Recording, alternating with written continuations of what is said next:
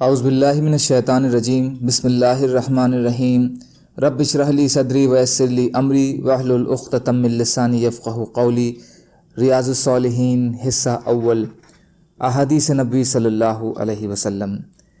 حضرت خالد بن عمیر عدوی رضی اللہ تعالی عنہ بیان کرتے ہیں کہ ہمیں عتبہ بن غزوان نے خطبہ دیا اور یہ بصرہ کے گورنر تھے۔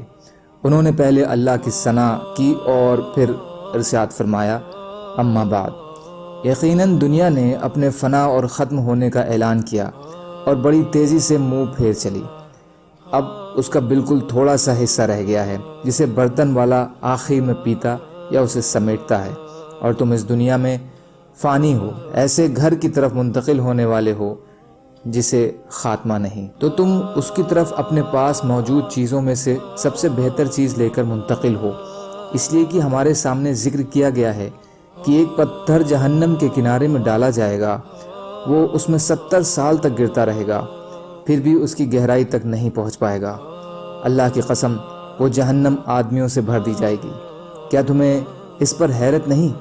اور یہ بھی ہمارے لیے ذکر کیا گیا ہے کہ جنت کے دروازے میں ایک پٹ سے دوسرے پٹ تک کی چوڑائی 40 سال کی دوری کے برابر ہے، اور اس پر بھی یقیناً ایک دن ایسا آئے گا کہ وہ انسانوں کی بھیڑ سے بھری ہوئی ہوگی، اور بے شک میں نے اپنے آپ کو رسول اللہ صلی اللہ علیہ وسلم کے ساتھ شروع میں 7 آدمیوں میں سے 7واں آدمی دیکھا۔ ہمارا حال اس وقت یہ تھا کہ ہمارے پاس کھانے کے لیے پیڑ کے پتوں کے علاوہ کچھ نہ ہوتا، جنہیں کھاتے کھاتے ہماری بانچیں گھائل ہو گئیں۔ انہی دنوں میں مجھے ایک چادر مل گئی تو میں نے اسے اپنے اور سعد بن مالک رضی اللہ تعالیٰ عنہ، سعد بن ابی وقاص رضی اللہ عنہ کے بیچ پھاڑ کر 2 حصوں میں آدھا آدھا کر لیا۔ تو اس کے آدھے حصے کو میں نے آزار باندھ لی، اور آدھے کو حضرت سعد رضی اللہ عنہ کے۔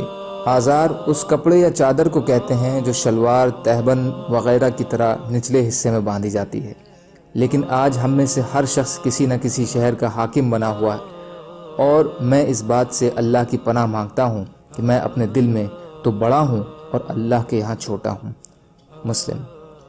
فائدہ، اس میں صحابہ کرام رضی اللہ تعالیٰ عنہ کی ناداری اور تنگ دستی کے علاوہ کچھ اور فائدوں کا بیان ہے۔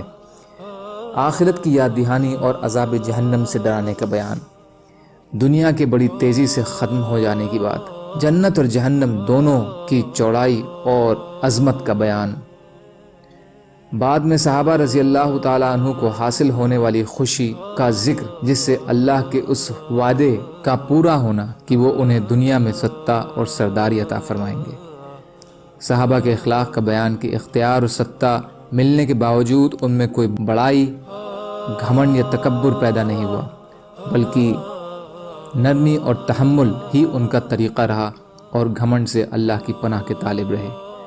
اللہ کے ہاں بڑا ہونے کی آرزو، نہ کہ صرف لوگوں کی نظروں میں بڑا ہو جانا۔ سبحان اللہ و بحمدہ، سبحانک اللہم و بحمدک، اشہد ان لا الہ الا انت، استغفرک و اتوب الیک۔ سبحان ربک رب العزت عما یصفون، وسلام علی المرسلین، والحمد للہ رب العالمین، برحمتک یا ارحم الراحمین۔ لا الہ الا اللہ، محمد رسول اللہ۔